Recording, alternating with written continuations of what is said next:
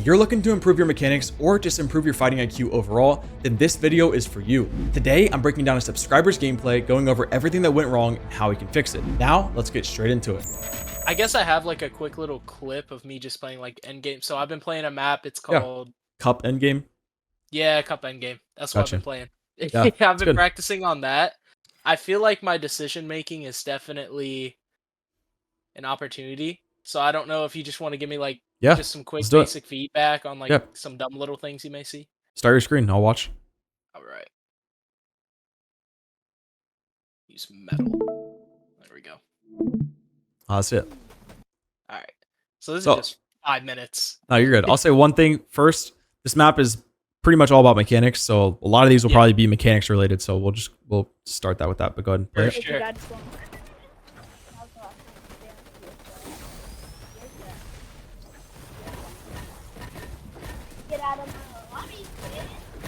That's just using the meta. That's the play. Abuse. Here, pause it here. Go back a bit. Just go back a bit. Kind of to that rotate. So just pause it now. Ah! There it goes. Okay. So just general rule of thumb, if you're playing the game out, right? It could be, we're thinking this is solo Cash Cup finals. You're about to win the tournament.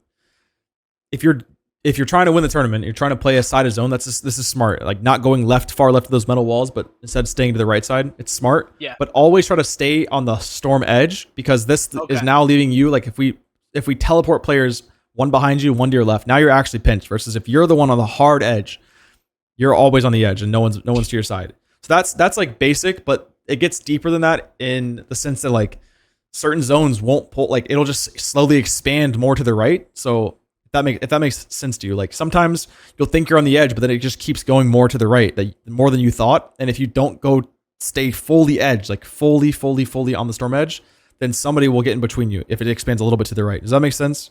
For sure. So like you really got to put emphasis on staying on the edge in this, if you're making this play, which is fine. The reason why I call this out is because you were on the edge and you cut left. Now that's where you are. So now you're putting yourself in a position for someone to do that, but it's fine. Go ahead and play it.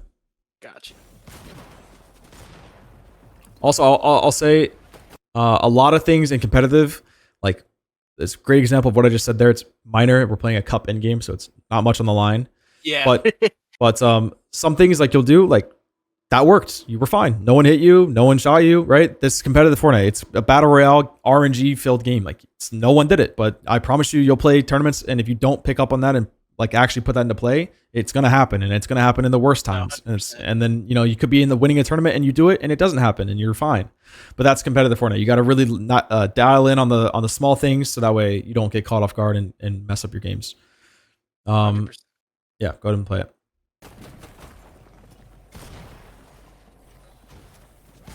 You can pause here. You pause here. I'll start my screen again and kind of show you something. So take a look here.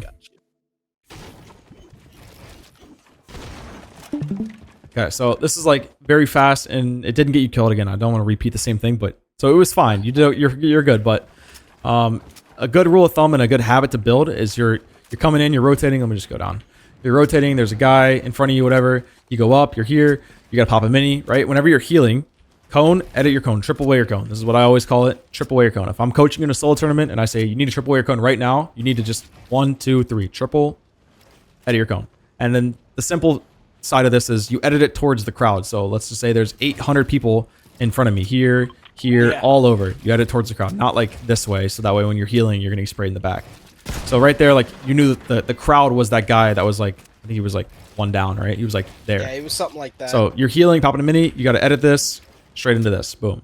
And then you pop your mini, and that's it. And then when you went up here, right? It's just a simple mechanic thing. You went up, the guy was on your wall. This is why it's good to practice intentionally these things. He was like here, right? Let's see, boom. Right? If you're coming out here and you have to place this, because sometimes you do, then a good mechanic would be come here like this, boom. And that's like not something that you would maybe do it instinctually in that moment because you just haven't practiced it. But the more you do this intentionally, like you're coming here and you're free building and you're doing this, and you're free building and you're doing this. And you can see how like if I was just listening to a podcast, playing music and doing this over and over and over again, right? I would just get it down. So when you come up to that scenario and the guy's on the wall here and you have to ramp up and you know he's there, he could easily cone you, whatever. You just instantly do it, come out, and then you're out. Smart. So you can go play it again. Gotcha. And yeah, here, right? You're healing with no cone in your box. Pause it again. Yeah. You're healing in the middle of your box. So if this guy wants to cone you, he's going to actually stick you in the cone. Does that make sense? I'm going to get Pokeballed. You're going to get Pokeballed. Yeah. So you never stand in the middle, whether you have... Sometimes you'll have no builds and you won't put a cone down because you just don't. Sometimes you don't put a cone down because there's no one below you or there wasn't. Or you feel like, you know, whatever the scenario is. Again, things work out. Sometimes they do, sometimes they don't. But always, yeah, try to stand out, at least not in the middle of the cone. So go ahead, play it. There you go. And yeah, here, look at my screen. This is a quick reaction from you, but what you can do if you know a player is ramping you, let me just set this scenario up. So the guy was here, boom, you're here, and whether you knew you want to make the play or not, what you can do here instead of just like this in 50-50, because it's peak training, right? This is what this basically is you can go for one of these, boom, same shot. Oh, that's smart. And go for that. Or you can go for one of these, same type of play. The problem with this one in particular is that if he sticks a stair here, then his peak is so insane. Like this is one of the best peaks in the game. Like you're gonna die. Like if he's a good player and he gets a shot, it's over. If you can see here, like you're trying to see this guy's head when it's at this, it's not possible. So that's the benefit of having a cone down. Then you can control this, and then you can set this up, and he literally can't do anything. He's just dead. Or you can come here and you can do it this way, and he's just dead. Again, when you do this, understand your floor is weak. So if he let's say you go for the pump, reset it, he's just gonna one bullet spray right through, and then you're taking a 50-50 duel where you're trying to bloom fight him, whatever. So go ahead and play it again.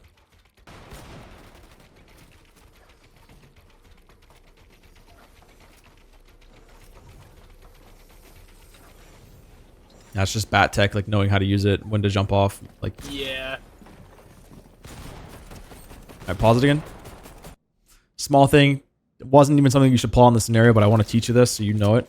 So you're fighting the guy. Let's see, it's something like this, right? You're kind of jumping down, you go for the shot, you get the floor, you go for the edit, you get the stare down, you go for one of these, you have the wall, I don't know, something like that.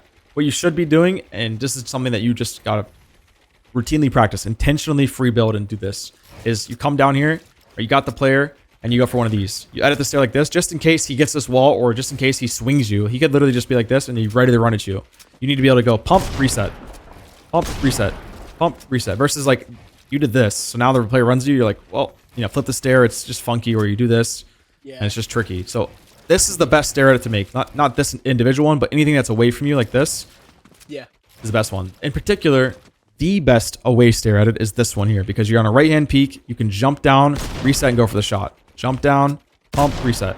Jump down, pump, reset. It's insane. Like, you're gonna... The player, if you're thinking about perspective here, what do you see? His feet, and then he pumps you, and then he resets, and now you're just, well, I'm here.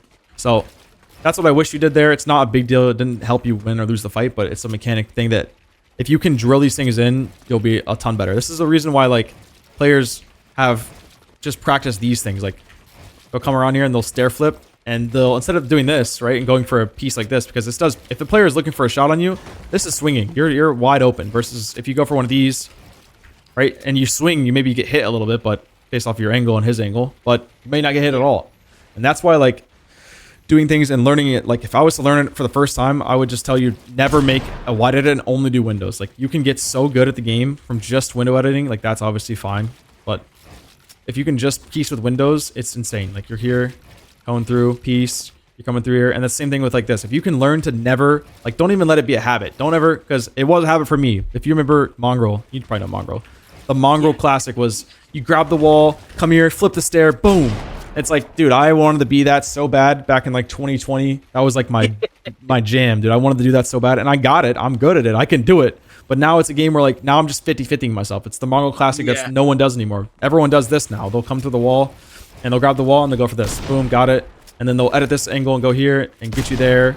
And you'll rarely see a pro just go like this and just 50-50, unless you're 1 HP and they know they win. So if I was to start from 0, again, like I told you earlier, I would have mouse binds, and I would only make edits that are actually good to do. Like, I would not just spam free build and come here and do these wide edits and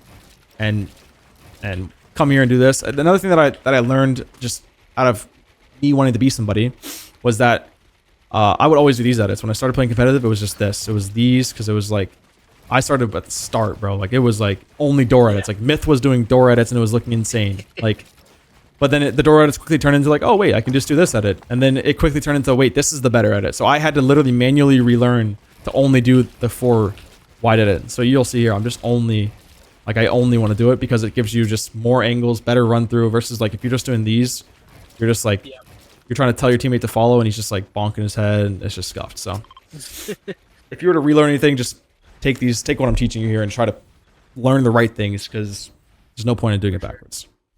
Sorry, so go ahead and play. Yep.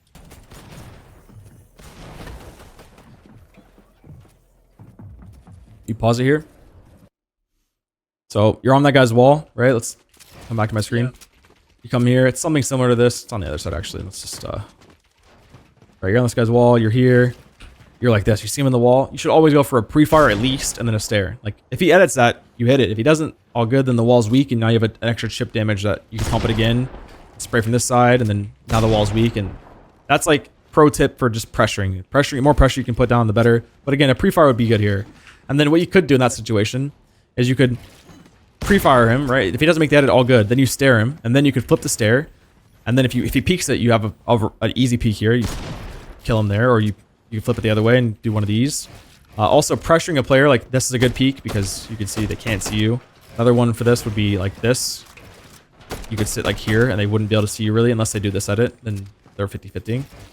Another thing you could do in that situation is you pump the wall, put the stare down, just defaultly. You're always going to want to, if you're pumping a guy here, like, let's say you're sitting in the box here and you're going to pump a guy that's in the open here, you're going to go pump, double piece to make sure you have that. Because if he gets the wall, then at least you get the stare. But yeah, in this scenario, you could have pumped the guy, put the stare down, and then came here and started to spray the wall while facing the stare. And then let's say he makes the edit, just jump up, okay, grabs the wall, then he edits the wall. Let's say he does this because he thinks he's going to get you. And you come up, grab the wall, boom, edit it, done. Does that make sense? Yeah, I see what you're saying. So, using that stare could be good for extra damage. Got you.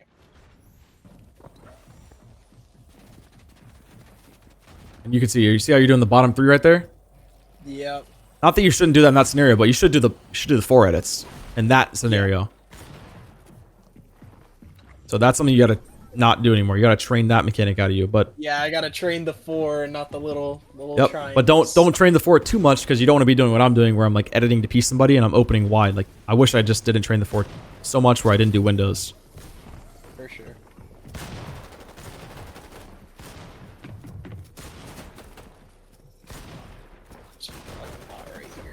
As I pause it, let me talk about window edits for a second.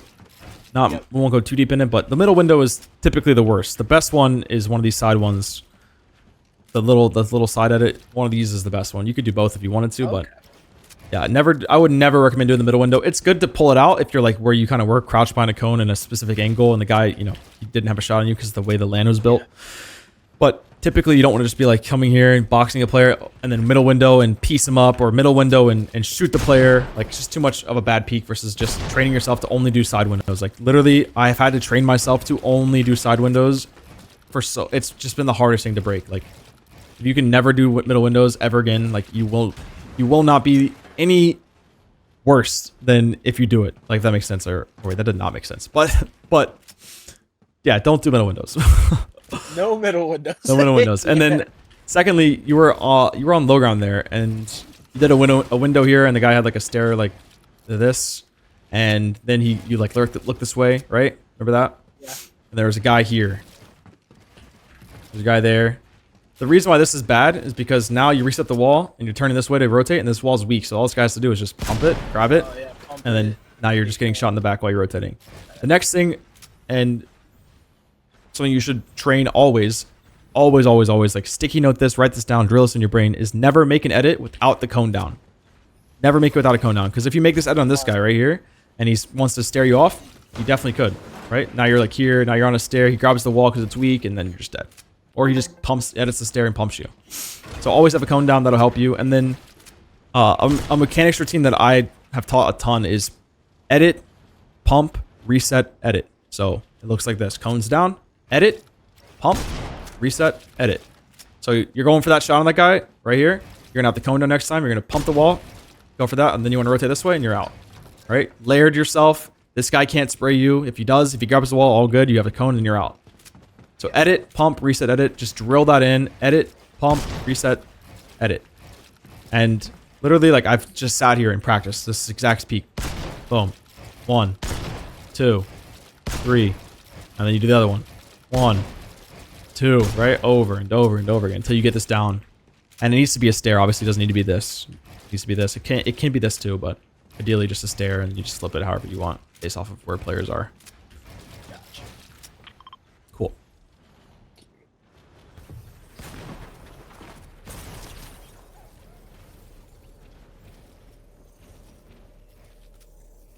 Yeah, cone down, stair off your back there. Oh yeah, for sure. And then when you're looting that body too, like if you were able to use a proper stair at it, if someone did fight you, you would have been good. But if someone in this scenario, in this game, fought you, you would have been stuck on a flip stair, you know? Yeah.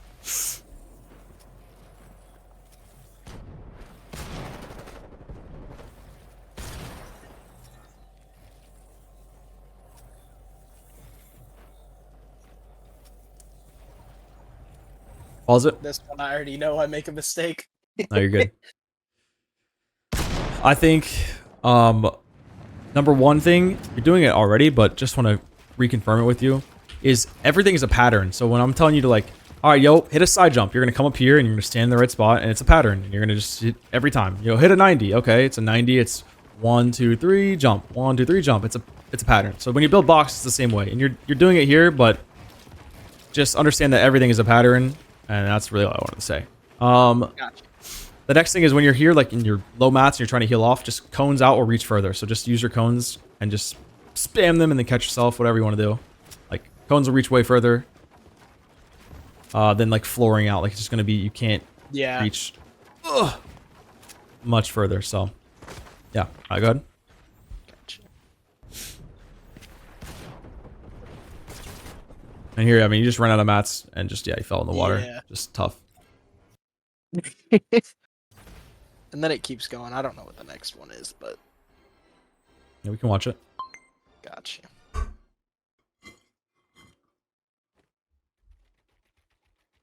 I think this is a bad round. I was trying to clip bad rounds as well, just so I could watch that's them good. and see what I did wrong. Yeah.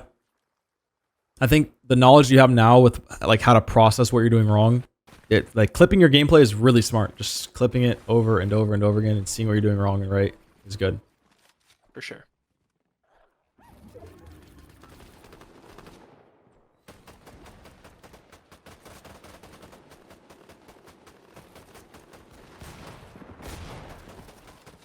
There you go. There's a window. I like that. That's good. Yep.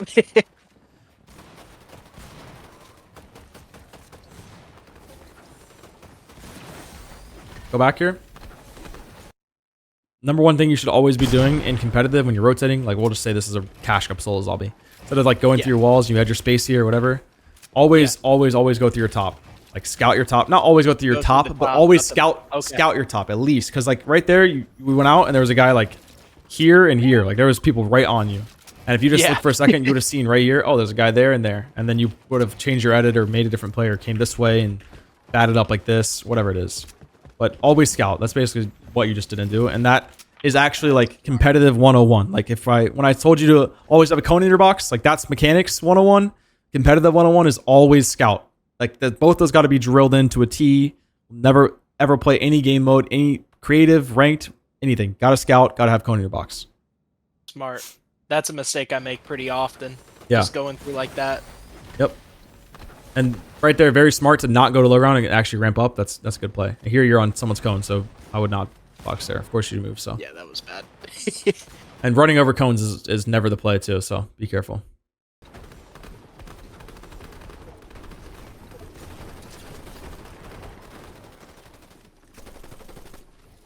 Yeah, always piece this up when you go down. You're doing it. You should have known that guy was there, right? You saw him place the cone. That's like just awareness. Just bad play. Yeah, just poor awareness on that.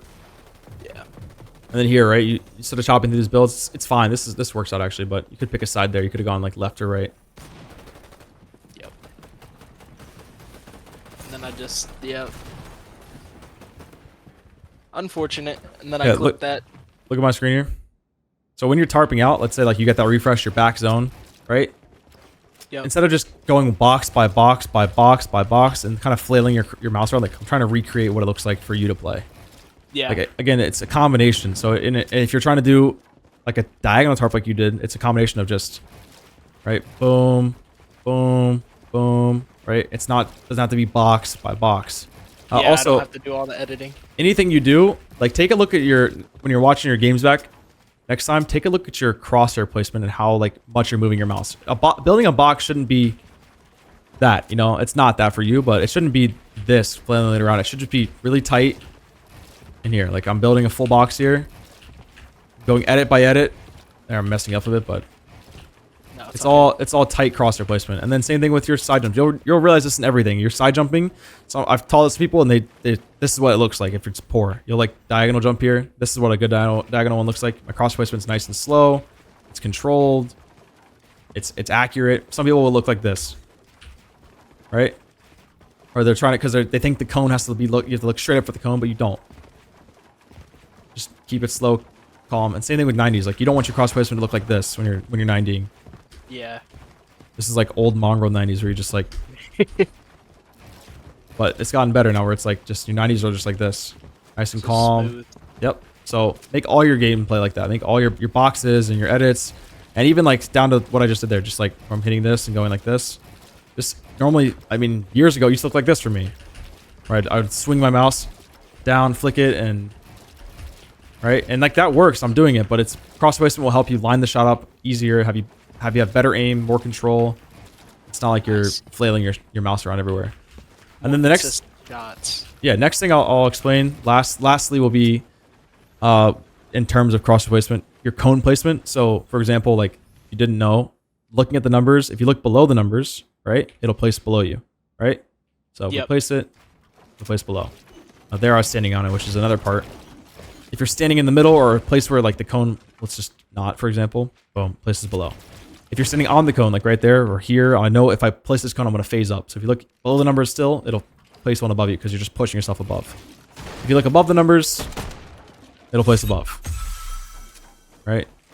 And this is something that's important to learn, like looking at the numbers and saying, okay, this is right here. Take it off. That's where I need to look. Just slightly above the numbers will place it above. Like actually being accurate and understanding this is very important. Like I'm going to be honest with you today. I was free building and I just wanted to see how far I could place this wall on this top wall, where I could look. So I know at the bottom of this or the top, the very top slash the bottom, I can place the wall up there, which is huge when you're trying to, someone's above you and you're trying to beat them, place that wall to the top. Like obviously I know high walls. I'm a player that has some mechanics and understanding. Like I know when I need to high wall and how I need to do it and where I need to look, but I just wanted to actually understand like, okay, I'm here. Like I just need to look up really high. So I'll probably now when I'm playing, I'll probably just look extremely high up so I can hit this wall like here, straight up so I can hit it and then come up. Right?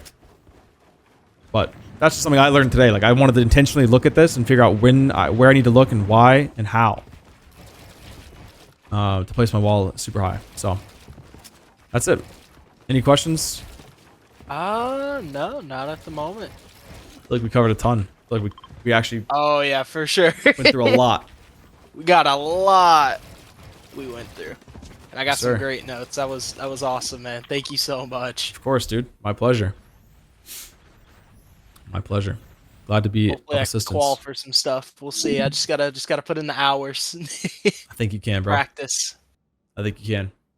Heck yeah. All right, dude. I'm about to bounce. Alrighty, man. Have a good bro. one. You too. Once again, thank you so much. Got you, bro. Later. Later.